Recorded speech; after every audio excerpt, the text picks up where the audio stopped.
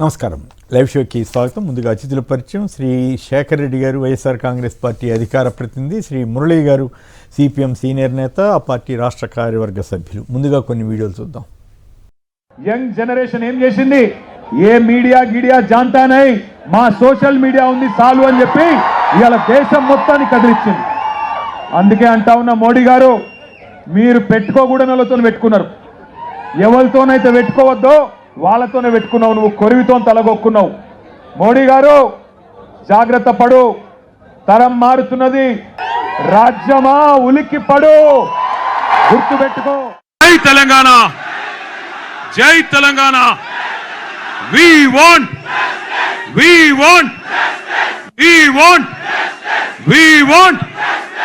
ధర్మేంద్ర ప్రధాన్. పెద్దవాళ్ళందరూ చిన్నగానే పుడతారు. ఒక ఎన్టీ రామారావు గారు, ఒక మహాత్మా గాంధీ గారు, అంబేద్కర్ గారు, లేకుంటే మొన్నటి వరకు ప్రెసిడెంట్గా పనిచేసినట్టు అబ్దుల్ కలాం గారు, నేను గాని అందరం కూడా సామాన్య కుటుంబాలనే పుట్టాం. మేమందరం కూడా చిన్నగానే పుట్టాం. రైట్, అవి వీడియోలు. ఇక వార్తలోకి వెళ్దాం. నిధులు గప్పిన నిప్పు. అధికార పార్టీ ఎమ్మెల్యేలు అంతర్గతంగా రగులుతున్న అసంతృప్తి. తెలంగాణలో నియోజకవర్గాల్లో అభివృద్ధి పనులకు డబ్బులు రాకపోవడంతో అంతర్మథనం అంటూ కాంగ్రెస్ ఎమ్మెల్యేల్లో కాస్త అసంతృప్తి మీద కథనాన్ని ఇచ్చారు. రంగనాథ్ కస్టడీకి ఆదేశించే వాళ్ళమే, ఏజీ విజ్ఞప్తితో సంయమనం పాటిస్తున్నామన్న హైకోర్టు. హైడ్రా కమిషనర్ తీరుపై మరోసారి తీవ్ర ఆగ్రహం. వివాదాస్పద స్థలంలోకి అడుగు పెట్టవద్దని ఆదేశం. తెలంగాణ హైకోర్టు హైడ్రా రంగనాథ్ గారికి హైకోర్టు మధ్య గత కొంతకాలంగా ఇలాంటివి చాలా జరుగుతూ ఉన్నాయి. మరి అది ఎట్లా అవుతుంది? ఆ ఒక్కరి కోసం రాజీనామా చేయాల్సిందేనన్న కాక్రోచ్ జనతా పార్టీ మరి కేంద్ర మంత్రిని రాజీనామా చేయాలని గట్టిగా డిమాండ్ చేస్తున్నారు. లీక్ చేస్తే 10 ఏళ్ల జైలు, 10 కోట్ల జరిమానా. కేంద్ర ప్రభుత్వం తాజాగా తీసుకోబోతున్నటువంటి కొత్త కేబినెట్ తీర్మానానికి ఆమోదం. విద్యార్థులపై దాడులు ఆపండి అన్న రాహుల్ గాంధీ. పెల్లెట్ల దాడి జరిగిందని ఆయన ఆరోపిస్తే కేంద్రం ఖండించింది బీజేపీ. మేక్ ఇన్ ఇండియా కాదు ఇది, లీక్ ఇన్ ఇండియా. మోడీజీ జంజీ గర్జిస్తున్నది. ఎవరితో పెట్టుకోవద్దో మీరు వారితోనే పెట్టుకున్నారన్న కేటీఆర్. గద్దె దిగాల్సిందే అంటూ ఈ కాక్రోచ్ జనతా పార్టీ కార్యకర్తలంతా, యువత అంతా కూడా చెబుతున్న దాని మీద వార్తలు వచ్చినాయి. విద్యార్థులు కారు అరాచకవాదులని కేంద్ర మంత్రి వ్యాఖ్యానించారు. తప్పు జరిగినప్పుడు రాజీనామా చేస్తే పనిచేయడానికి మంత్రులే ఉండరని తెలుగుదేశం కేంద్ర మంత్రి పెమ్మసాని చంద్రశేఖర్ అభిప్రాయపడుతున్నారు. ఇక పవన్ కళ్యాణ్ గారు యువత ఉద్యమంలో విచ్ఛిన్నకర శక్తులు అన్న దాని మీద విద్యార్థి యువజన సంఘాలు మండిపడ్డాయి. పవన్ వ్యాఖ్యలు సిగ్గుచేటని మండిపడ్డాయని ప్రజాశక్తిలో ఒక కథనం వచ్చింది. అణచివేయాలని చూస్తే ప్రభుత్వాన్ని తొక్కివేస్తారంటూ కేటీఆర్ గారు హెచ్చరించారు. పెల్లెట్ గన్లు గురిపెట్టారని రాహుల్ గాంధీ గారు ఆవేదన వ్యక్తం చేశారు. ముందుగా మురళీ గారు చెప్పండి, తాజాగా ఈ పరిణామాలన్నీ ఎటువైపు దారితీస్తున్నాయి? ప్రభుత్వం దిగొచ్చినట్ల ఈ కాక్రోచ్ జనతా పార్టీ అనండి, లేదా యువతలో నిజంగానే ఆ ఆవేశం ఈ స్థాయికి రావటం దేశానికి ఎలాంటి సంకేతం ఇచ్చింది? ప్రత్యేకించి ఆంధ్రప్రదేశ్లో కూడా అనేక చోట్ల యువత స్పందించిన తీరు మీకేమనిపించింది? సార్ నమస్కారం. మీకు ప్యానెల్లో ఉన్న మిత్రుడు శేఖర్ గారికి, వీక్షకులకి అందరికీ నేను ముందుగా సిపిఎం పార్టీ తరఫున నమస్కారాలు తెలియజేస్తున్నాను.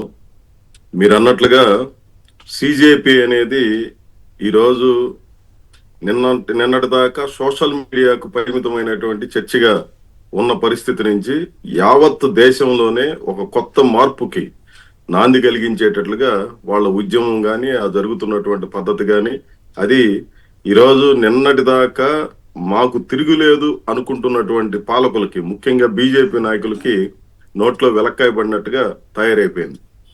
వాస్తవంగా ఒక్క మాటలో దీని గురించి చెప్పాలంటే, నిన్నటి దాకా మనకు సామెత ఉండేది, రాజుగారు బంగారు పీతాంబరాలు ధరించి తిరుగుతున్నాడు అని చెప్పి. అది బుద్ధి లేనటువంటి వాళ్ళకి కనపడదు, మిగిలిన వాళ్ళకి అందరికి బుద్ధి ఉన్నటువంటి వాళ్ళకి బంగారు పీతాంబరాలు కనిపిస్తాయి, బంగారు దుస్తులు ధరించుకొని అని చెప్పి. కానీ వాళ్ళు ఎవరో ఒక అతను రాజుగారికి దిగంబరంగా తిరుగుతున్నాడు, ఆయనకేమి బంగారు వస్త్రాలు ఏమి లేవు అని అంటే, ఆ తర్వాత అది ఒక పెద్ద వాతావరణం వచ్చేసి ప్రజలందరూ కూడా రాజుగారికి బట్టలే లేవని చెప్పి నవ్వుకుంటున్నారని చెప్పి మనం చాలా సందర్భాల్లో మాట్లాడుకుంటున్నటువంటి అంశం. నిన్నటి దాకా బీజేపీ తిరుగులేనటువంటి శక్తి. వాళ్ళు ఏమి చెప్తే అది, మేమేమి చేసినా చెల్లుబాటు అవుతుంది, మేమే అధికారంలోకి వస్తాము, ఎన్ని ఎన్నికలైనా ఏమైనా ఏదైనా అన్నటువంటి పరిస్థితి నుంచి పూర్తిగా అసలు జనంలో ఏ రకమైనటువంటి వాతావరణం ఉంది అనేది, వీటి పట్ల ప్రభుత్వం వ్యవహరించినటువంటి తీరు కూడా చాలా దుర్మార్గంగా బాధ్యత రాహిత్యంగా వ్యవహరించిందనేది పదే పదే అనేక సందర్భాల్లో వెల్లడవుతున్నా. అసలు నీట్ పరీక్ష పత్రం లీక్ అయింది ఎప్పుడు, ఆ తర్వాత ప్రభుత్వం నుంచి స్పందన ఏమైనా ఉందా, కనీసమైనటువంటి బాధ్యతగా ప్రభుత్వం వ్యవహరించిందంటే ఏమీ లేదు. వాంగ్చూక్ నిరవధిక దీక్షల్లో, ఆమరణ దీక్షల్లో కూర్చునే రోజు తాకు కూడా కనీసం స్పందన లేదు. ఆయన 25 రోజుల పాటు 21వ రోజు ఆయన అరెస్ట్ చేశారు. అప్పటి వరకు కూడా ప్రభుత్వం కనీసంగా స్పందన లేదు. ఆ రోజు దాకా ప్రతిరోజు 1000 మంది 2000 మంది ఉన్నటువంటి నిరసనకారులు 20వ తేదీ నాటికి లక్షల మంది ఎట్లా పోగైనారు? అసలు ఈ వాతావరణాన్ని ఈరోజు దేశవ్యాప్తంగా ఈ రాష్ట్రము ఆ రాష్ట్రం అన్నటువంటి తేడా లేదు, పెద్ద ఎత్తున తరలి వచ్చి దీనికి వ్యతిరేకంగా ఉద్యమం చేస్తుంది. దీని మీద చెప్పారు, జాతీయ విద్యా విధానం అనేది తప్పు, ఈ రకమైనటువంటి ప్రక్రియ అనవసరం అని చెప్పి రాష్ట్రాలు కొట్టుకుంటా ఉంటే ఏమాత్రం లెక్క చేయకుండా ఈ కేంద్రీకృత విధానాన్ని, ఎంట్రన్స్ సిస్టమ్ ని ఇవన్నీ తెచ్చేసి అసలు ప్రజలందరూ వద్దు వద్దు అంటున్నటువంటి దాన్ని తెచ్చిపెట్టి అన్యాయంగా ప్రవర్తించడం. ఈ అన్యాయం ఏ స్థాయిలో ఉంది? 2024వ సంవత్సరంలో ఒకేసారి 150 మందికి 1500 మందికి 720కి 720 మార్కులు వచ్చాయి. ఇది ఎట్లా సాధ్యమవుతుంది? అసలు సాధ్యమవుతుందా అని 2024లోనే లీకేజ్ అయింది అని చెప్పి దేశం మొత్తం ఘోషిస్తే ఆ రోజు కూడా స్పందించకపోగా 2026లో మళ్ళీ ఇదే రకమైనటువంటి పరిస్థితి ద్యోతకమైంది. దీంట్లో ఈ రోజు దాకా స్పందించకపోగా ఇంత పెద్ద ఉద్యమంగా మారిన తర్వాత దేశం యావత్తు వేలెత్తి బీజేపీని చూపించిన తరువాత ఇప్పుడు మేము ఒక కఠినతరమైనటువంటి చట్టాన్ని తెస్తాం, 10 సంవత్సరాల జైలు శిక్ష, 10 కోట్ల రూపాయల జరిమానా, ఇట్లాంటి వాటిని క్షమించేది లేదని చెప్పి ప్రధానమంత్రి గారు అర్ధరాత్రి వీడియో పంపించినటువంటి పరిస్థితి మనమందరూ కూడా చూసాం. ఇదేదో ఒక 2 నెలల కిందట ఆ పరీక్ష లీకేజీ అయినప్పుడే ఇంత కఠినంగా వ్యవహరించి ఉంటే, లేదంటే 47 మంది మీద ఈరోజు చర్యలు తీసుకున్నారు ఆ సంస్థలో అని చెప్పి చెప్తున్నారు, ఆ పనులన్నీ ఆ రోజున చేస్తే మీ చిత్తశుద్ధి బయటపడేది. కానీ వాస్తవంగా ఏమిటి? ఈ రోజు దాకా ధర్మేంద్ర ప్రధాన్ అనే ఆయన మంత్రిని రాజీనామా చేయాలని చెప్పి కోరుతున్నటువంటి దీన్ని కనీసం పట్టించుకోకుండా నిన్న జరిగినటువంటి కేబినెట్ లో కూడా ఆయనకి అండగా మనమంతా నిలబడదామని అంటే తన గోతిని తనే బీజేపీ తవ్వుకుంటుంది తప్ప దీని మీద సానుభూతి లేకుండా ఇదేదో అసాంఘిక శక్తులు దీంట్లోకి వచ్చేసాయి, లేదా హిందుత్వ వ్యతిరేకులు వీళ్ళంతా కూడా ఉన్నారు అని చెప్పి తన వాళ్ళందరితో మాట్లాడించరు. ఆఖరికి మన పవన్ కళ్యాణ్ గారు కూడా ప్రశ్నించే శక్తిని అని చెప్పి మాట్లాడినటువంటి ఆయన, చేగువేరా దుస్తులు పదే పదే ప్రదర్శించినటువంటి ఆయన ప్రశ్న కోసమే నేను పుట్టానని చెప్పినటువంటి ఆయన కనీసం ఏమీ మాట్లాడలా. ఇంత పెద్ద ఇది జరిగితే కొన్ని లక్షల మంది దీంట్లో నష్టపోతే తెలుగుదేశం పార్టీ మౌనంగా ఉంది. ఈరోజు తాము కూటమిలో ఉన్నామని చెప్పే పేరుతో కనీసమైనటువంటి మాట మాత్రం కూడా మాట్లాడకపోగా ఈరోజు అసాంఘిక శక్తులు ఈ ఉద్యమంలో ప్రవేశించినాయని చెప్పి మాట్లాడడం అంటే ఏం బాధ్యత ఉన్నట్టుగా మనం చూడాలి. యావత్తు దేశం తల్లిదండ్రులు అందరూ తమ బిడ్డల భవిష్యత్తు ఏమవుతుందన్నటువంటి ఆందోళనతో అల్లాడిపోతుంటే ఢిల్లీ మహానగరంలో జరిగినంత దారుణం మామూలు దారుణం జరిగింది. అంటే దేశవ్యాప్తంగా ప్రత్యేకించి ఆంధ్రప్రదేశ్లో సైతం యువతలో ఆ స్థాయిలో చైతన్యం వచ్చినట్లు కనిపించిందా మీకు? 100% నిన్ననే జరిగింది కదా, 24వ తారీఖున విద్యా సంస్థల బంద్కు ప్రకటన చేస్తే ఏ రకంగా జరిగింది? పెద్ద ఎత్తున వీధుల్లోకి వచ్చి స్టూడెంట్స్ అందరూ కూడా ఈ దుర్మార్గాన్ని చాలా తీవ్రంగా ఖండించారు. వీళ్ల పట్ల పోలీసులు వ్యవహరించినటువంటి తీరు పత్రికల్లో రిపోర్టింగ్ అయింది కదా. మన ప్రజాశక్తి పత్రికలు అయితే ఫ్రంట్ పేజీలో చాలా వివరంగా వచ్చింది. ప్రతి చోట అడుగడుగున అడ్డుకున్నారు. వీళ్ళందరి ఉద్దేశం ఏంది?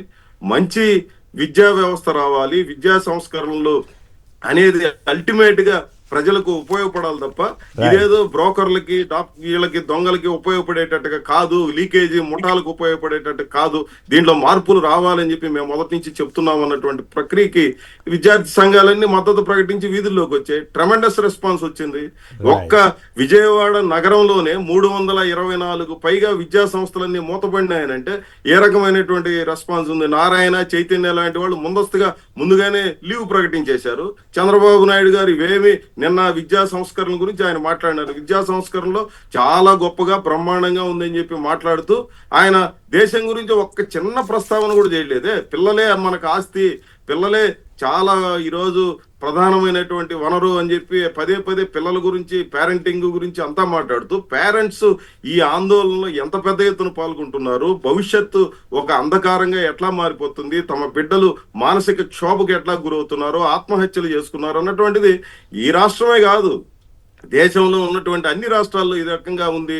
మన రాష్ట్రంలో కూడా వేలాది మంది లక్షల సంఖ్యలో దీంట్లో పార్టిసిపేట్ చేశారు. వాళ్ళ గురించి అడ్రస్ చేయాల్సినటువంటి బాధ్యత తమది కాదు అన్నట్టుగా పాలకులు ఉండడం అనేది ఏమాత్రం క్షంతవ్యం కాదనేది నా భావన. రైట్, శేఖర్ గారు. సార్ గుడ్ మార్నింగ్ సార్, మీకు అలాగే మురళి గారికి, సాక్షి టీవీ అందరికీ కూడా గుడ్ మార్నింగ్ సార్. సో ఇది నిన్న ఢిల్లీది మొత్తం చూసిన తర్వాత ముందుగా నేను ఆంధ్రప్రదేశ్ మాట్లాడిన తర్వాత ఢిల్లీకి వస్తాను సార్. సో ఢిల్లీ నుంచి మొత్తం ఆందోళన వస్తూ గ్రామ స్థాయిల వరకు విద్యార్థులందరూ కూడా రగిలిపోతూ ఆందోళన చేస్తున్నారు సార్. మరి నిన్న చంద్రబాబు నాయుడు గారు పిల్లలే ఆస్తి, పిల్లలే భవిష్యత్తు అన్నాడు సార్. మరి అలాంటి పిల్లలు నిరసన వ్యక్తం చేస్తా ఉంటే మొన్న విజయవాడలో సార్ వాళ్ళ మీద దాష్టికంగా పోలీసులతోటి దాడి చేయించి నేమ్ బ్యాడ్జ్లు ఎవరికీ లేవు సార్, లాఠీ చార్జ్ ఎత్తి పడేస్తా ఉన్నారు. అంటే ప్రజాస్వామ్యంలో వాళ్ళు పోలీసులు అనుకోవాలా, గూండాలు అనుకోవాలా? నేమ్ బ్యాడ్జ్లు ఉండవు, వాళ్ళకి సంబంధించినటువంటి స్టార్లు ఉండవు, ఏముండవు సార్. కాకి చొక్కాలు వేసుకొని కొంతమంది అయితే సివిల్ డ్రెస్సుల్లో కొంతమంది విద్యార్థుల మీద దాష్టికంగా ప్రవర్తిస్తున్నటువంటి పరిస్థితి సార్. అసలు ఇది రావడానికి కారణం ఏంటి? సో వరుసగా నీట్ పరీక్ష 2024 లీకేజ్, 2026 లీకేజ్, సిబిఎస్ఈకి సంబంధించినటువంటి మూల్యాంకనం ఏదైతే ఉందో అది కూడా ఫెయిల్ అయిపోయింది సార్.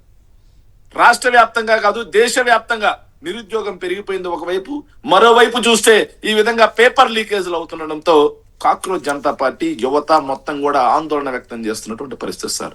ఆ పేపర్ లీకేజ్ వల్ల 20 మంది చనిపోయినటువంటి, ఆత్మహత్య చేసుకొని చనిపోయినటువంటి పరిస్థితి. సో ఇలాంటి సందర్భంలో నరేంద్ర మోడీ గారు ముందుగానే మొన్న ఇచ్చినటువంటి ఆడియో ఏదైతే ఉందో, వీడియో ఏదైతే ఉందో, ముందుగానే ప్రజలకు అకౌంటబుల్ గా జవాబుదారీతనంగా చెప్పుంటే ఇంత దూరం వచ్చేది కాదు సార్, ఇంత దూరం రాదు. కానీ ఆందోళన మిన్నంటేంత వరకు వాళ్ళని రెచ్చగొట్టింది ప్రభుత్వం. రైట్, నిజంగా దుర్మార్గమైనటువంటి పరిస్థితి. అక్కడ ఏదైతే సార్ విద్యార్థులు అనేవాళ్ళు కొంతమంది ఉన్నారు, ఖచ్చితంగా విద్యార్థులు కాక్రోచ్ జనతా పార్టీ ఆధ్వర్యంలో విద్యార్థులు కడుపు మండి మాత్రమే చేసినటువంటి జంజీ ఉద్యమం సార్ అది. సో దానికి వాళ్ళకి మద్దతు పలకాలి, వాళ్ళకి ఏదైతే ఉన్నాయో సమస్యలు తీర్చాలి. కానీ సంఘ విద్రోహ శక్తులు చొరబడ్డాయి, విచ్ఛిన్నకర శక్తులు చొరబడ్డాయి. పవన్ కళ్యాణ్ మాట్లాడడం సార్, చెగోవీరా దగ్గర నుంచి సంఘ విద్రోహ శక్తులు దాకా వచ్చాడంటే ఇక ఆయన యొక్క రాజకీయ జీవితం ఎక్కడి నుంచి ఎక్కడి దాకా వచ్చింది అనేది కూడా యువత ఒక్కసారి ఆలోచన చేయాల్సినటువంటి అవసరం ఉంది సార్. యువత కడుపు మండి తమ ఆవేదన వ్యక్తం చేస్తుంటే వాళ్ళని సంఘ విద్రోహ శక్తులు అని పవన్ కళ్యాణ్ మాట్లాడుతున్నాడు అంటే ఇంకా ఆయన స్థాయి ఎక్కడికి దిగజారిందో కూడా ఆలోచన చేయాలి సార్. ఇంకొక విషయం సార్, ఆంధ్రప్రదేశ్ లో కూడా ఈ లీకేజ్ అనేది ఆంధ్రప్రదేశ్ లో ఎక్కడ దాకా వచ్చిందంటే సార్, డిఎస్సి సార్. మనం నీట్ గురించి మాట్లాడుతున్నాం కానీ ఆంధ్రప్రదేశ్ లో జరిగినటువంటి డిఎస్సి వివాదం గురించి మాట్లాడట్లేదు సార్. తప్పుల తడకగా, అక్రమాలకు పుట్టగా డిఎస్సి వ్యవహారం సార్. చదువు చెప్పాల్సినటువంటి మొన్న పేపర్ లీకేజ్ గురించి నిన్న కూడా మళ్ళీ ఆయన చంద్రబాబు గారు వాళ్ళు ఆ డిఎస్సీలో ఏం జరగకపోయినా వైసీపీ ప్రచారం చేసిందని అంటున్నారు కదా సార్. డిఎస్సిలో ఏమి జరగకపోతే మేము ఆధారాలు ఇచ్చాం కదా, మేము ఆధారాలు చూపెట్టాం. మరి మీకు ఏమీ జరగకపోతే, మీకు ఎలాంటి భయం లేకపోతే, మీరు సచ్చీలులైతే ఎందుకు సిబిఐ ఎంక్వైరీని మీరు వ్యతిరేకించారు? ఎందుకు దాని మీద విచారణని మీరు డినే చేశారు? సిబిఐ ఎంక్వైరీ కానీ లేకపోతే సిట్టింగ్ జడ్జి ఆధ్వర్యంలో కానీ ఖచ్చితంగా విచారణ జరిపి నిజాలు బయటకు వచ్చి మీరు సచ్చీలుగా, పునీతులుగా ప్రజల ముందు పరిమళించేవాళ్ళు కదా. సో ఊరికే ఏమీ జరగలేదని చెప్పడం, డిఎస్సి అభ్యర్థులు రోడ్డెక్కి గగ్గోలు పడ్డం, ఏం జరుగుతుంది? ఏదేమైనా మొత్తం మీద ఒక కదలిక వచ్చింది యూత్లో కానీ స్టూడెంట్స్లో కానీ. లీక్ నీట్ పరీక్ష లీక్ అయినటువంటి వ్యవహారం, పరిశ్రమ పత్రాలు లీక్ అయిన వ్యవహారంలో. సో ఈ చైతన్యం ఆయా సందర్భాల్లో ప్రజలకు ఉపయోగపడే సందర్భాల్లో ఉంటే మంచిదే. ప్రభుత్వాలని ప్రశ్నించే ధోరణిలోకి యువత వెళ్ళకపోతే ప్రభుత్వాలు ఇష్టారాజ్యంగా వ్యవహరిస్తాయంటానికి అనేక ఉదాహరణలు ఉన్నాయి. ఏపీలో సైతం ఏం జరుగుతుందో చూస్తున్నాం కదా. రైట్. అంబటి రామకృష్ణ గారు పిసిసి ప్రధాన కార్యదర్శి వారి లైన్లో ఉన్నారు. రామకృష్ణ గారు నమస్కారం, మాట్లాడండి. సార్, రాజకీయ ప్రకటనలకి ప్రభుత్వ ప్రకటనలకి వ్యత్యాసం మనం ఇక్కడ గమనించాలి. మినిస్ట్రీ ఆఫ్ ఎక్స్టర్నల్ అఫైర్స్ కి సంబంధించి నిన్న సెక్రటరీ ఏమో సంఘ వ్యతిరేక శక్తులు కానీ లేకపోతే విదేశాల నుంచి వీళ్ళకి రిసోర్స్ అందించడం కానీ ఇటువంటి ఏమీ లేదు, ఇక్కడ ఏ పొరపాటు జరగట్లేదు అనేది మినిస్ట్రీ ఆఫ్ ఎక్స్టర్నల్ అఫైర్స్ నుంచి నిన్న సెక్రటరీ ఇచ్చిన స్టేట్మెంట్. రాజకీయంగా పవన్ కళ్యాణ్ లాంటి వాళ్ళు ఇంత దిగజారిపోతారు అని, అంటే రోజు రోజుకి ఇంతకన్నా కింద స్థాయి ఉండదేమో, అదన స్థాయి ఉండదేమో అని మనం అనుకునే టైప్కి ఇంకో మెట్టు దిగుతున్నాడు ఆయన.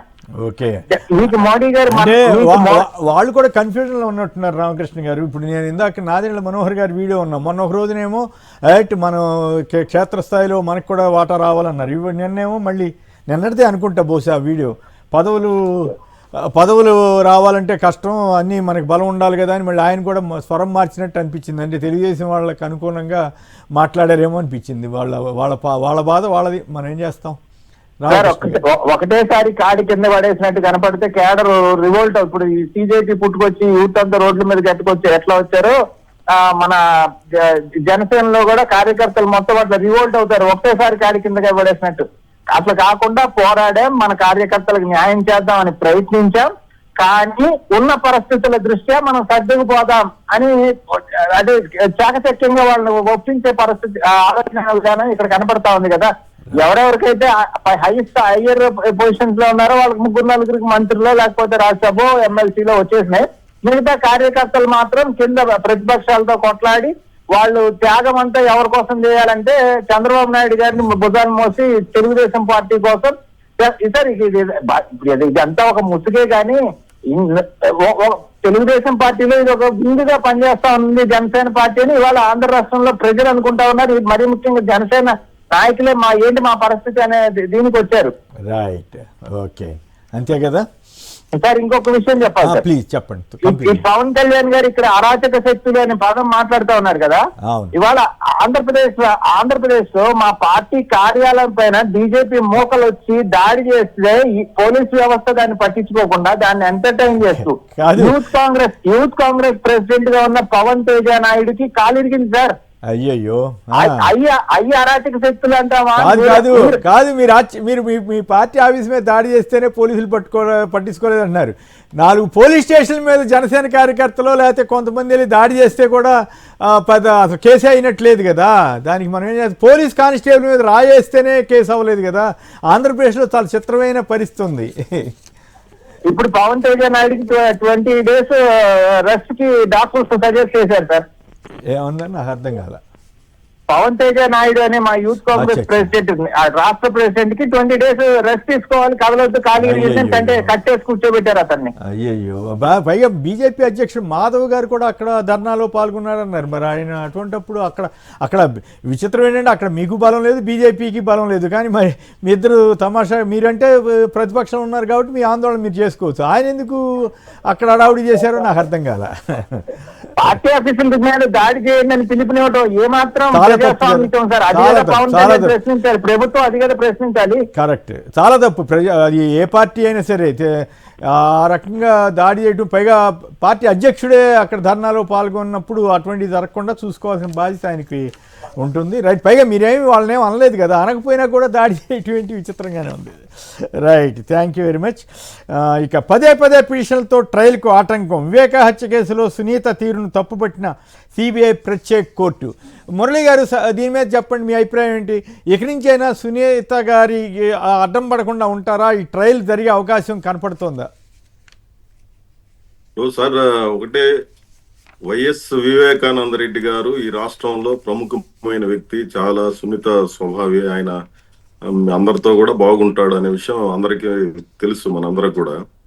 వాస్తవంగా ఒక మాజీ మంత్రి ఆయన, అదే మాదిరి ఒక రాష్ట్రానికి ముఖ్యమంత్రిగా పనిచేసినటువంటి ఆయనకి స్వయంగా సోదరుడు, ఇంకొక ముఖ్యమంత్రిగా పనిచేసినటువంటి ఆయనకి చిన్న ఆయన, చాలా ప్రముఖుడు. అట్లాంటి ఆయన మరణం అనేది ఇట్లాంటి మరణం అది రాష్ట్రం యావత్తు ఒక దిగ్భ్రాంతికి గురైనటువంటి విషయం కూడా మనందరికి కూడా తెలుసు. అట్లాంటి దాంట్లో వేగంగా దోషుల మీద చర్యలు తీసుకోవాలనేది ఎవరైనా అనుకుంటారు, అనుకున్నాం కూడా. అంటే దాదాపు ఇప్పుడు 7-8 ఏళ్ల పాటు అయిపోయినా సరే దోషులు ఎవరో ఇంతవరకు తేల్చకపోవడం, వాళ్ళకి శిక్షలు పడకపోవడం అనేది ఏమాత్రం సమంజసమైనటువంటిది కాదు అనేది యావత్ ప్రజానీకంలో ఉన్నటువంటి అంశం.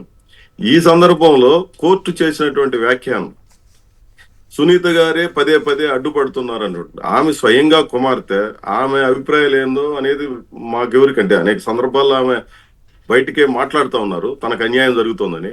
ఇంకా పదే ఆమె అడ్డుపడుతూ ఉంది అని చెప్పి కోర్టు వ్యాఖ్యానం చేయడం వీటన్నిటి మీద ఒక స్పష్టమైనటువంటి అభిప్రాయం. ఎందుకనంటే స్వయంగా కూతురు కాబట్టి ఆమె ఆవేదన ఏందో మాకెవరికి అర్థం కాదు. కాబట్టి మాలాంటి వాళ్ళందరూ కోరుకునేది ఏమనంటే ఒకటే, ఆయనని అత్యంత దారుణంగా దుర్మార్గంగా చంపినటువంటి వాళ్ళు ఏ స్థాయిలో ఉన్నటువంటి వాళ్ళైనా వాళ్ళని కఠినంగా శిక్షించాల్సినటువంటి అవసరం ఉంది. వేగవంతం కావాలి, నిర్ణయాలు తొందరగా బయటికి రావాలి, తీర్పు ప్రకటన చేయాలనేదే మా బోటి వాళ్ళందరూ కూడా కోరుకునేది. రైట్. అంటే ఆ కేసులో మరో యాంగిల్ కూడా ఉంది, దాన్ని దర్యాప్తు చేయలేదనే ఆరోపణ అభియోగం కూడా ఉంది. సరే, మరి అవన్నీ కోర్టులో ఆ మధ్య ప్రస్తావన కూడా వచ్చినాయి. అప్పుడు ఏం జరుగుతుందో చూద్దాం. పొనక జనార్దన్ రెడ్డి గారు ప్రముఖ న్యాయవాది వారి లైన్లో ఉన్నారు. జనార్దన్ రెడ్డి గారు నమస్కారం. ఇప్పుడు ఈ సునీత గారు ఈ అడ్డం పడినట్లుగానే అర్థమవుతోందా? ఇప్పుడు మురళి గారు కూడా చెప్పిన దాని ప్రకారం ఎందుకు ఆవిడ అట్లా చేశారు? ఇప్పుడు ఏం జరగబోతుంది? కోర్టులో ఎట్లా జరుగుతుంది ఈ ట్రయల్? నమస్తే కొమ్మినేని గారు. ఈ విషయంలో నిన్న అనుకోకుండా నేను సిబిఐ కోర్టులో కూడా ఉండడం జరిగింది. ఓకే. మార్చి 15, 2019 నాడు జరిగినటువంటి ఒక హత్యా ఉదంతాన్ని ఈ సునీతమ్మ గారు ఆమె బాధితురాలుగా ఆమె అక్కడ సిబిఐ కోర్టులో ప్రత్యక్షమైందండి. ఆమె ఎందుకు అక్కడ కోర్టులో జడ్జి గారి అభిప్రాయం ఎలా ఉందంటే పదే దీన్ని మీరు ఎందుకు అడ్డుపడుతున్నారు? ఆల్రెడీ సుప్రీం కోర్టు ఎప్పుడో దీన్ని సెటిల్ చేయమని చెప్పి ఒక డైరెక్షన్ ఇచ్చింది మార్చి 2026.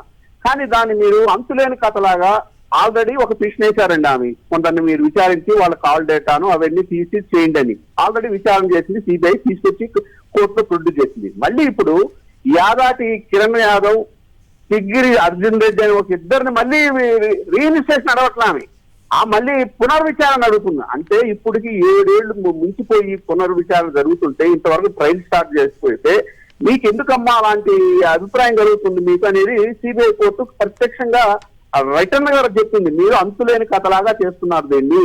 ఇప్పటికే 8 మంది నిందితుల్ని చేర్చాము, 340 మంది సాక్షులు చేసాము. వీళ్ళందరినీ విచారించాలంటే ఎన్ని రోజులు పడుతుంది? రోజుకు ఒకరిని చేసినా కానీ, రోజు వైపు చేసినా కానీ చాలా టైం పట్టే పరిస్థితి ఉంది. మీరు ఎందుకు దీన్ని పదే అడ్డుపడుతున్నారని సిబిఐ కోర్టు రిటర్న్ గా రాసిందండి. కానీ ఆమె దీంట్లో ఏంటంటే అక్కడ మేము కోర్టులో ఉన్నప్పుడు అక్కడ అనుకునేది ఏంటంటే ఏదో ఒకరు ఎవరో వెనకాల దీన్ని నడిపించి దీన్ని అంతులేని కథలాగా చేయాలని చెప్పే ఒక ఉద్దేశంతో జరుగుతుందనేది ఒక అభిప్రాయం. ఎందుకంటే బాధితురాలు ఆమె ఎవరో నిందితుడికి శిక్ష పడేటట్టు కోరుకోవాలి, అలా జరగట్లేదు ఇక్కడ.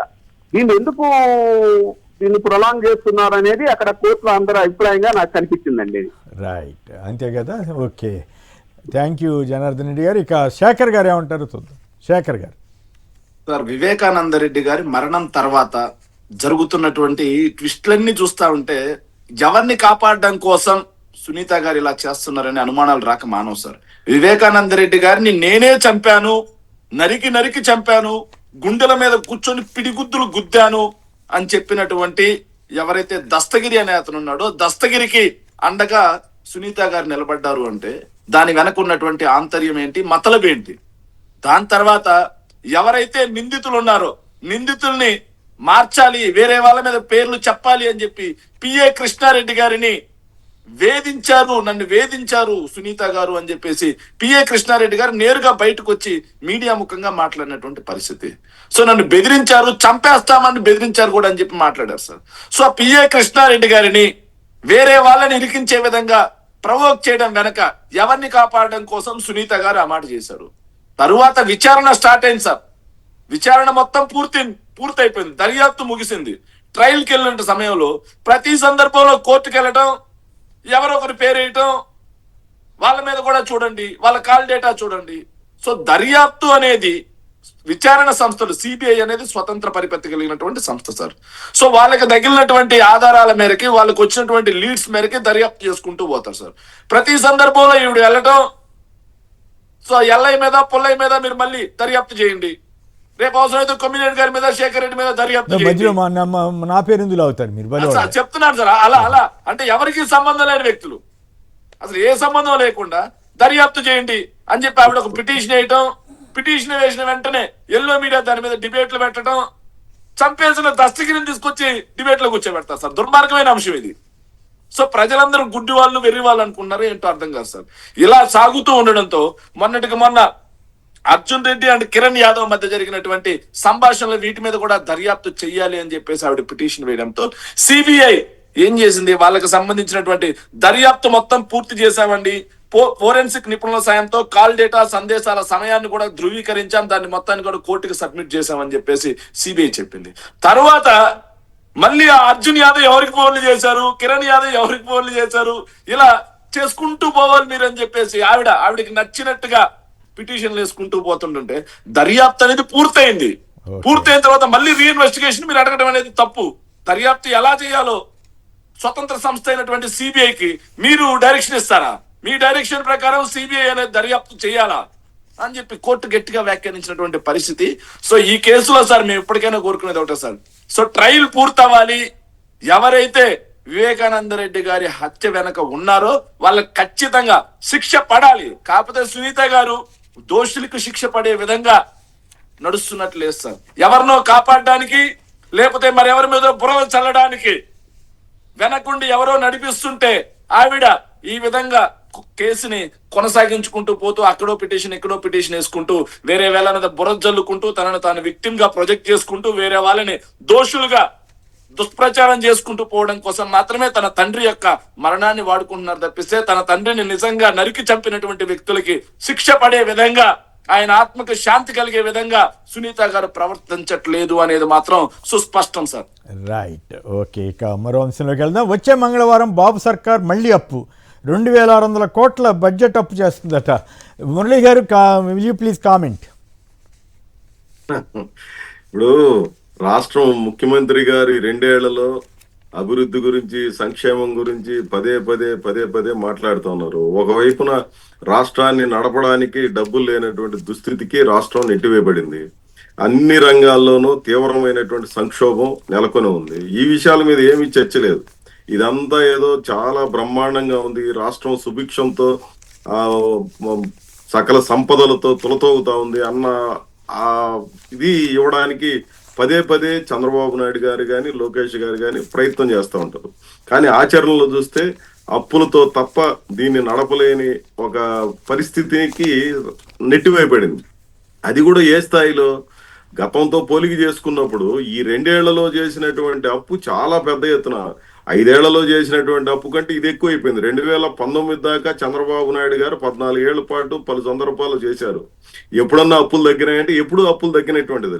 రోజు రోజుకి రాష్ట్రం రుణాంధ్రప్రదేశ్ గా మారిపోతుంది. వీళ్ళని మించి కేంద్రంలో ఉన్నటువంటి వాళ్ళు అదే స్థాయిలో వాళ్ళు ఉంది. వాళ్ళని ఆదర్శంగా తీసుకొని వీళ్ళు రాష్ట్రంలో ఈ రకమైనటువంటి పరిస్థితికి నెట్టివేస్తున్నారు. ఇన్ని అప్పులు తీసుకొచ్చి సామాన్యుడికి ఏమన్నా ఒరగబెడుతున్నారా?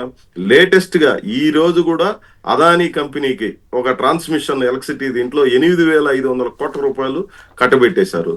అదే మాదిరి పరిశ్రమాధిపతులు వచ్చేటువంటి వాళ్ళకి 99 పైసలకి ఎకరం భూమి, అట్లా 1000 ఎకరాలు కట్టబెట్టేస్తున్నటువంటి పరిస్థితి. సంపదను సృష్టించడం అనేది మర్చిపోయి ఏదో ఒక రూపంలో బాండ్లు ఎత్తుకొని పోయి అప్పులు తెచ్చుకోవడం అనేది ప్రతి మంగళవారం ఇది ఒక నిత్య కార్యక్రమంగా అయిపోయింది. ఆర్బీఐ నోటిఫై చేయడం, reserve bank of India notify చేయడం, డబ్బులు ఇవ్వడం అనేది ఒక నిత్య కార్యక్రమంగా మారిపోయింది. కానీ చెప్పేది లేదా మాట్లాడేది ఏమని చెప్తున్నారు? ఇప్పుడు నిన్నటికి నిన్న జరిగినటువంటి మీటింగుల్లో, రంపచోడవరంలో జరిగినటువంటి మీటింగుల్లో లోకేష్ గారు కానీ అదే మాదిరి చంద్రబాబు నాయుడు గారు కానీ మాట్లాడినటువంటి విషయాలని మనం పరిశీలన చేస్తే విద్యారంగంలో సంస్కరణలు చాలా గొప్పగా ఉన్నాయి. 1,10,000 మంది ప్రైవేటు విద్యార్థులంతా కూడా ప్రభుత్వ స్కూళ్ళలో వచ్చి చేరిపోయాను. ఒక ముఖ్యమంత్రి సమక్షంలో ఒక విద్యామంత్రి నేరుగా ఇంత పెద్ద అబద్ధం చెప్పేస్తే ఎట్లా? ఇప్పుడు గత ఏడాది 29,30,000 మంది విద్యార్థులు ఉంటే ఈసారి 29,50,000 మంది, అంటే ఎంత పెరిగినట్టు? 20,000 మంది మాత్రమే పెరిగినట్టు. ఈ విషయాన్ని చెప్తే దాన్ని అర్థం చేసుకోవచ్చు. ఏంటంటే దాని మీద కూడా చాలా విమర్శలు ఇవన్నీ కూడా ఉన్నాయి. 14,800 పాఠశాలల్ని సింగిల్ టీచర్తో నడుపుతున్నారు. వీటి మీద కత్తి పెట్టేసి ఉన్నారు, ఎప్పుడు మూసేస్తారు అన్నటువంటిది. వీటన్నిటికీ ఇట్లాంటి వాటి కోసం నువ్వు తెచ్చే అప్పులు స్ట్రెంథన్ చేయడానికి తోడ్పడేటట్లుగా లేదు, వీటన్నిటిని బలపరిచేటట్టుగా లేదంటే ఈరోజు అంటే మీరు ఈ ప్రస్తావన తెచ్చారు కాబట్టి దీని గురించి కూడా మాట్లాడండి. విద్యా వ్యవస్థలో మార్పులు మొదలయ్యాయి, ప్రభుత్వ బడిలో కొత్త శకం అని లోకేష్ గారు, విద్యా వ్యవస్థలో మార్పులు మొదలయ్యాయని లోకేష్ గారిని అభినందిస్తూ చంద్రబాబు గారికి పాదాభివందనం చేస్తూ లోకేష్ గారు చాలా ఆసక్తికరంగా జరిగింది కదా కార్యక్రమం, పిల్లలే ఆస్తి అని ఆయన చెబుతున్నారు. సో ఓవరాల్గా విద్యారంగం గతంలో బాగుందా, ఇప్పుడు బాగుందా, అసలు ఏమిటి, ఏది వాస్తవం? విద్యారంగంలో వచ్చినటువంటి సంస్కరణలు తీవ్రమైనటువంటి నష్టాన్ని ఈ రాష్ట్రంలో ముఖ్యంగా ప్రైవేటు విద్యా సంస్థలకు ఇచ్చినంత సపోర్టు ప్రభుత్వ విద్యా సంస్థలకి ఏ రకంగానూ ఇవ్వడం లేదు. అది అందరికీ మనకు తెలిసిందే.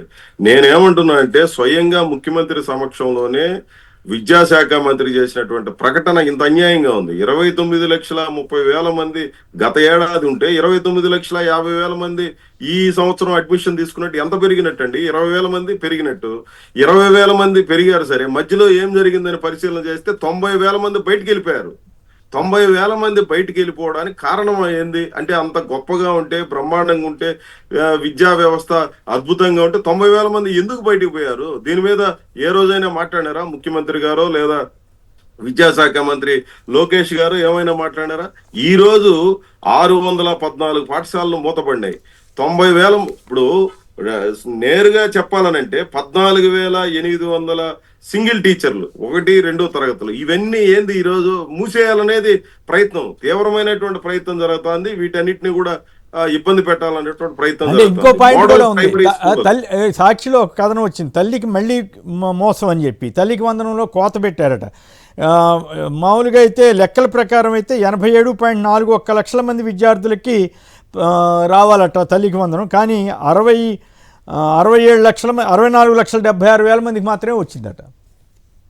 అదే ఇప్పుడు నేను అనేది కూడా అదే, వీటన్నిటిల్లో విద్యా వ్యవస్థ బ్రహ్మాండంగా ఉందంటే మంచిదే, మనమంతా కూడా సంతోషపడతాం. కానీ వాస్తవం ఏమిటి అని చెప్పి లోపలికి వెళితే 19.79 లక్షల మందికి తల్లికి వందనం అందలేదు.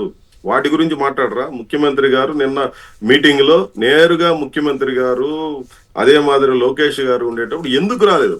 ప్రతి ఇంట్లో ఉన్నటువంటి పిల్లలందరికీ మేము ఇస్తున్నాము అని చెప్పి ఎంతమంది ఉంటే అంతమంది ఇస్తామని చెప్పారు. 87.41 లక్షల మంది విద్యార్థులు ఈ రోజు రాష్ట్రంలో ఉంటే 84.55 లక్షల మంది అర్హులు అని చెప్పి ప్రభుత్వమే నిర్ణయించింది. 64.76 లక్షల మందికి ఇస్తున్నారు. అంటే దాని అర్థం ఏమి? దాదాపు 20 లక్షల మందికి ఇవ్వడం లేదు అనేది కదా దాని అర్థము. అంటే ఎందుకు ఇవ్వడం లేదు? చాలా మంది మాట్లాడుతున్నారు. కొంతమందికి 6 మంది ఉంటే 7 మంది ఉంటే 7 మందికి ఇచ్చారు, ఒక 5గురికి ఇచ్చారు, ఇతరికి రాబోయే రోజులు ఇస్తారు, 75,000 రూపాయలు ఒక్కసారిగా వచ్చిందని చెప్పి పత్రికల్లో అంతా కూడా ప్రకటన చేసుకున్నారు. రాని వాళ్ళ గురించి కూడా చర్చ జరగాలి కదా, ఎందుకు రాలేదు అని చెప్పి. మోడల్ ప్రైమరీ స్కూల్ అనే పేరుతో ప్రకటన చేశారు. 40 మంది విద్యార్థులు దాటితే 5 మందిని టీచర్లు పెడతామన్నారు. ఎందుకు పెట్టలేదు? ఈ రోజు దాకా ఎందుకు పెట్టలేదు? ఎందుకు ఈ సమస్య ఒక తీవ్రమైనటువంటిదిగా ఉంది? ఈ రోజు దాకా మోడల్ ప్రైమరీ స్కూల్ ను స్ట్రెంథన్ చేసే కార్యక్రమం జరగలేదు. అంటే ఏదో బ్రహ్మాండం నేను ఇంత మునిపే చెప్పాను, ఇదంతా బ్రహ్మాండంగా ఉంది అని చెప్పడానికి చేసేటువంటి ప్రయత్నం విడనాడకపోతే. ఇంకో ఇంట్రెస్టింగ్ విషయం, చంద్రబాబు గారు, ఎన్టీ రామారావు, మహాత్మా గాంధీ, అంబేద్కర్, తర్వాత అబ్దుల్ కలాం వీళ్ళందరిలాగా సామాన్యుడు అని చెబుతున్నారు. ఆయన సామాన్యుడా, అసామాన్యుడా, గొప్పవాడా? వాళ్ళకి మళ్ళీనే ఈయన కూడా గొప్పవారా? ఏమనిపించింది? బాగుంది కదా ఆ డైలాగు, చాలా తెలివిగా. దేశంలో ప్రముఖులు లేదా సామాన్యులుగా ఉండి వాళ్ళు ప్రముఖులైనటువంటి దాన్ని ఆదర్శంగా చెప్పుకోకూడదని కూడా నా ఇదేం కాదు. కానీ మనము చేసే ప్రతి దీని వెనక ఏ రకమైనటువంటి దృష్టి ఉండాలి? నిజంగానే ఆ రకమైనటువంటి పరిస్థితి ఆంధ్ర రాష్ట్రంలో నెలకొని ఉందా? 10వ తరగతి దాకా చదివిన తర్వాత ఇంటర్మీడియట్ నుంచి ఏ రకమైనటువంటి కష్టాలు మొదలవుతున్నాయో తల్లిదండ్రులు అడిగితే చెప్తారు. అల్లాడిపోతున్నారు జనం.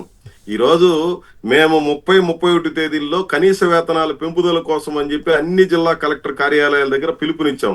ఈ సందర్భంలో అంతా కార్మిక వర్గం వీళ్ళందరితో మాట్లాడితే 20 ఏళ్ల కిందట కనీస వేతనాలని పెంచారు. ఈ రోజు చంద్రబాబు నాయుడు గారు 2 సార్లు కమిటీలు వేశారు. 2019లో కమిటీ వేశాడు ఆయన అధికారంలో ఉన్న రోజులు. ఇప్పుడు ఆ కమిటీ ఒక్కసారి కూడా సమావేశం కాదు. అంటే సామాన్యుడి చేతిలో కొనుగోలు శక్తి పెరగదు, వాడికి జీతం పెరగదు, వాడికి ఏ రకమైనటువంటి డబ్బులు రావు. కానీ ఒకవైపునేమో నేను మొత్తం పెట్టేస్తాను అన్నటువంటి చర్చ జరుగుతోంది. ఇది సమర్థనీయం కాదు. ఇది ఏ రకంగానూ చూస్తే సరైనటువంటిది కాదు. చంద్రబాబు నాయుడు గారు ఆ స్థాయిలో ఉన్నటువంటి ఆయన సూటిగా విస్పష్టంగా ఉన్నట్టుగా మాట్లాడి అడ్రస్ చేయాల్సినటువంటి అవసరం ఉందని నేను భావిస్తున్నాను. రైట్. కొన్ని విశేషాలు కూడా మీ దృష్టికి తీసుకొస్తాను. తల్లికి వందనం నగదు కోసం భార్య దారుణ హత్య జరిగిందట. ఎంత దారుణం చూడండి. ఎక్కడ అన్నమయ్య జిల్లాలో జరిగిందట. 45 లక్షల ఓట్లు అవుట్. రాష్ట్రంలో ముగిసిన ఇంటింటి సర్వే. తర్వాత రాష్ట్రాన్ని చుట్టేసిన దుర్భిక్షం. ప్రజాశక్తి వాళ్ళు చాలా ప్రముఖంగా ఇచ్చారు. అనావృష్టికి 90% భూభాగం వెళ్ళిందని వారు చెప్తున్నారు. అదానీ కంపెనీకి మరో భారీ ప్రాజెక్ట్. ఇందాక మురళీ గారు కూడా చెప్పారు 8,500 కోట్ల పవర్ ట్రాన్స్మిషన్ ఆర్డర్ వచ్చేసిందట. అంతకుముందు అదానీకి రాసిచ్చేస్తున్నారని చెప్పిన ఎల్లో మీడియా ఇప్పుడు మరి ఎక్కడ కిక్కురుమంటం లేదు. ఈ పాపం ఎవరిది బాబు? డాంబికాలు పలికి చేతులెత్తేసి రైతులను నిలవెత్తిన దగా చేసిన బాబు సర్కార్ ఈ కరువు సమస్య మీద సాక్షి ప్రముఖంగా ఒక వార్త ఇచ్చింది. కృష్ణా డెల్టాలో వరి వేస్తే నష్టపోతారు. పట్టిసీమ పంపింగ్ తగ్గింది. తాగునీటికే తొలి ప్రాధాన్యత అన్న ఇరిగేషన్ ఈఎన్సీ నరసింహమూర్తి గారు చెప్తున్నారు.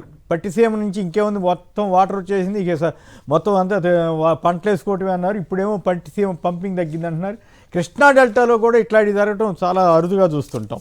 శ్రీశైలం టీడీపీ ఎమ్మెల్యేల అనుచరులు పాడిందే పాట. మల్లన్న దేవస్థానం దుకాణాల టెండర్లలో కూడా దౌర్జన్యం అట. డిజిటల్ అరెస్టులపై దేశంలో ఎక్కడైనా సిబిఐ దర్యాప్తు చేయవచ్చని సుప్రీంకోర్టు చెప్పింది. విశాఖలో మరో డేటా సెంటర్ అంట.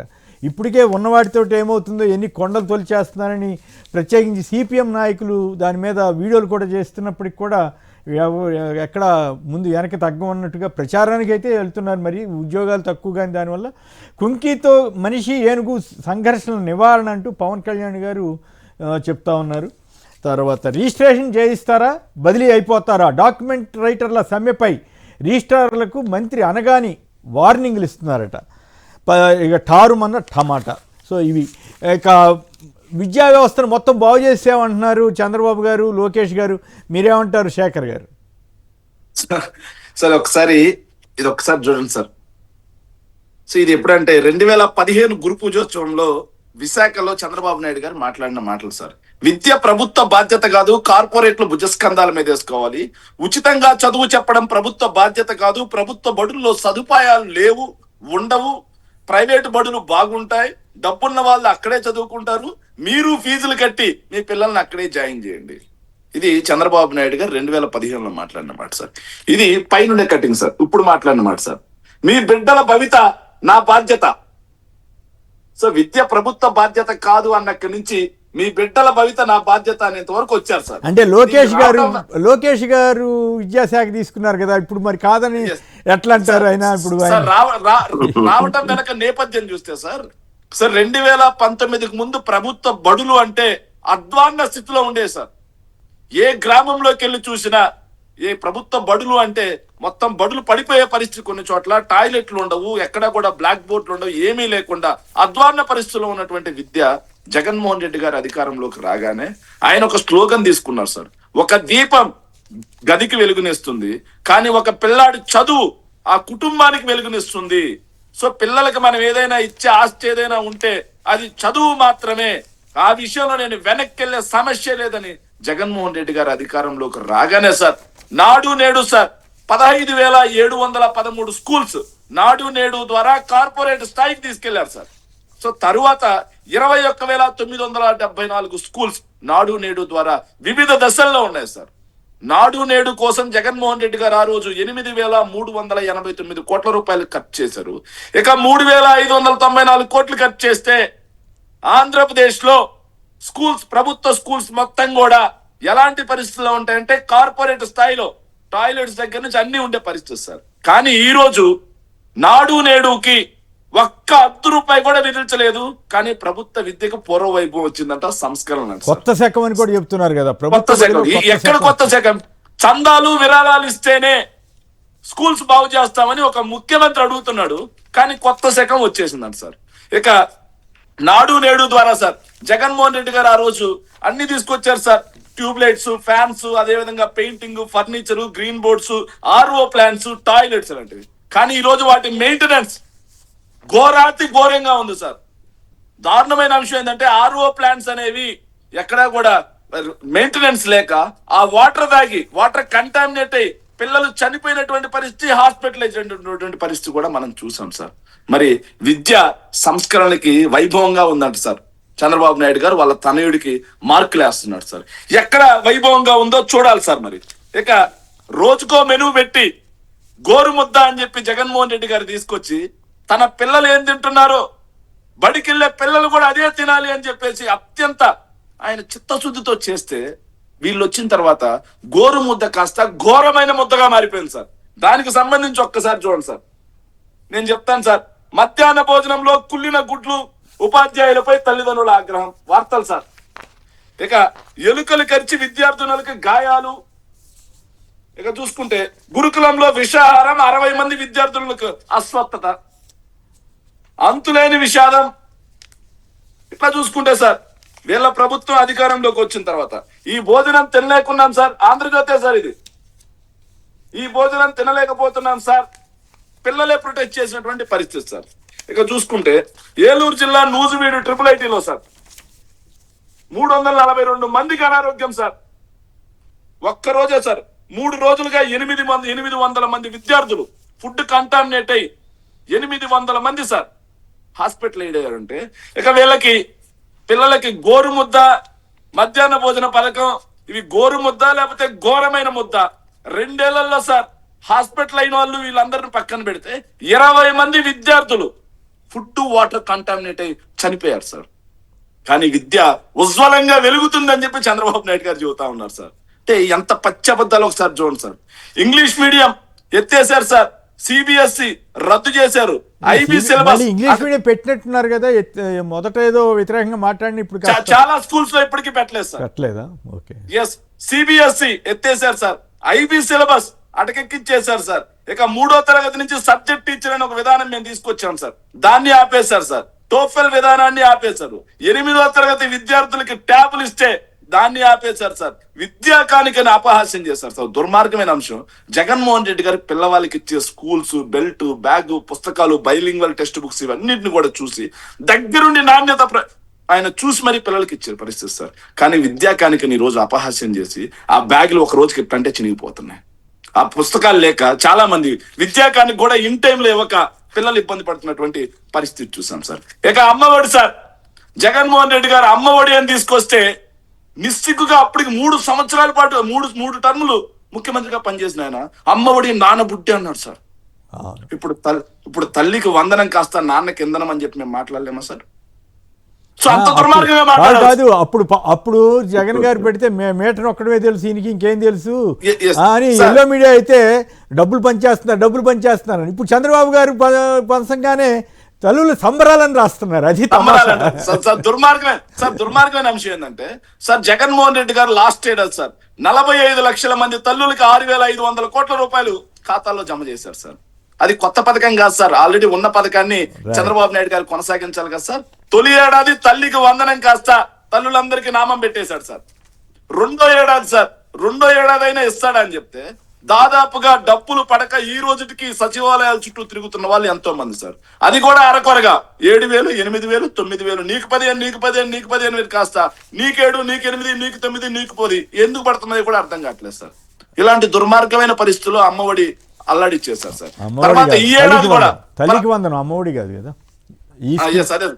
తల్లికి వందనం ఈ ఏడాది సార్. ఈ ఏడాది వచ్చింది సార్. గ్రామాల్లో బ్యాంకుల దగ్గరికి వెళ్తే అమౌంట్ డబ్బులు పడ్డాయా అని అడిగే వాళ్ళు తప్పిస్తే తల్లికి వందనం పడ్డాయా అనే వాళ్ళు ఎవరు కనిపించట్లేదు సార్. కావాలంటే మీరు కూడా క్రాస్ చెక్ చేయించుకోండి సార్.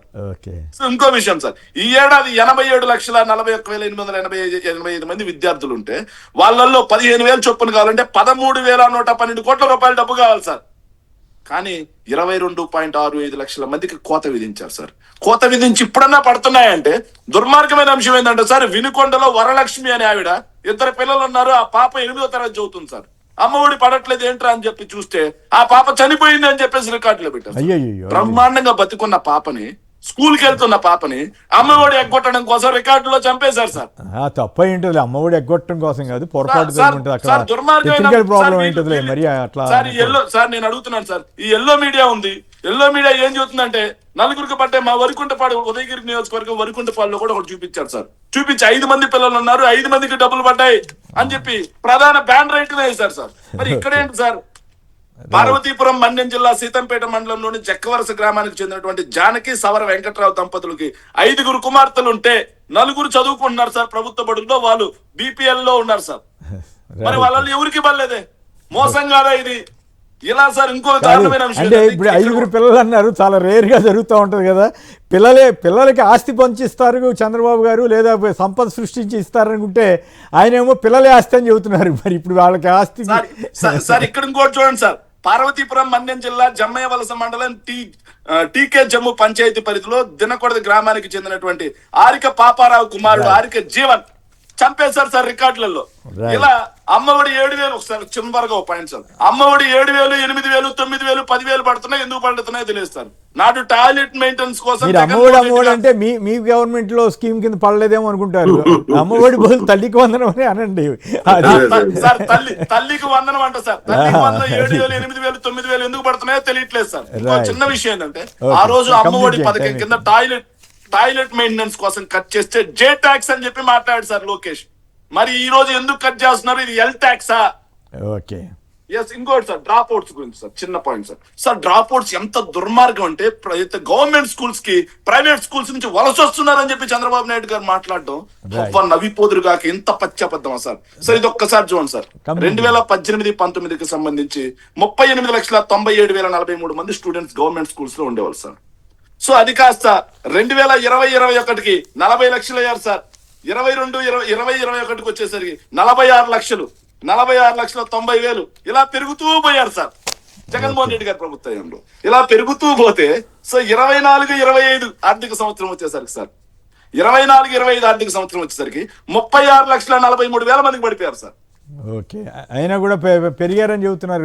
ప్రైవేట్ స్కూల్ నుంచి 1,00,000 మంది వచ్చారు. 25-26 విద్యా సంవత్సరం చూస్తే సార్ మరీ దారుణం ఏంటంటే 34 లక్షలకు పడిపోయారు సార్.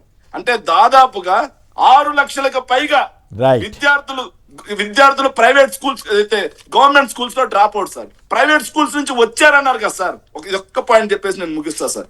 ప్రైవేట్ స్కూల్స్ నుంచి వచ్చారన్నారు కదా, యూడేస్ డేటా ప్రకారమే 45,53,380 నుంచి మేము అధికారంలో దిగిపోయే సంవత్సరం, అక్కడి నుంచి 48,40,296 మంది కంటే దాదాపుగా 3 లక్షల మంది విద్యార్థులు ప్రైవేట్ స్కూల్స్ లో పెరిగారు సార్. ఓకే, మరి ఆయన మన దగ్గరకు వచ్చారు అని చెప్పి మాట్లాడుతున్నారంటే విద్యారంగం ఎంతలా నిర్వీర్యం అయిపోయింది. ప్రభుత్వ బడుల్లో చదువుకోకుండా ఆయనకి మార్కులు వచ్చేసినాయని చంద్రబాబు గారు తండ్రిగా కూడా చాలా సంతోషపడతా ఉంటే మీరేమి ఇట్లా మాట్లాడుతున్నారు? లోకేష్ గారు ఆంధ్రజ్యోతి ఈనాడులో బలేస్తున్నారు సార్. ఆంధ్రజ్యోతి ఒక్క పాయింట్ చూడండి సార్, ఆంధ్రజ్యోతి ఈనాడులో సార్ కంప్లీట్ చేయాలి. బడులు ఎక్కువ, పిల్లలు తక్కువ. ప్రభుత్వ బడుల్లో 11% డ్రాప్ అవుట్స్ ఉన్నాయి, డ్రాప్ అవుట్స్ 11% అని చెప్పేసి ఈనాడులో రాశారు సార్. ఆందోళనకరం, కేంద్రం కూడా హెచ్చరిస్తుందండి సార్.